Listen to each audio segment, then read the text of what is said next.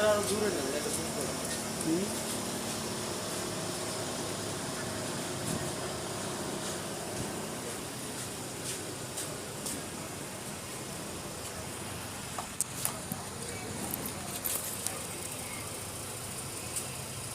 দূরে নেন ক্যামেরা দূরে নেন ক্যামেরা দূরে নেন ক্যামেরা দূরে নেব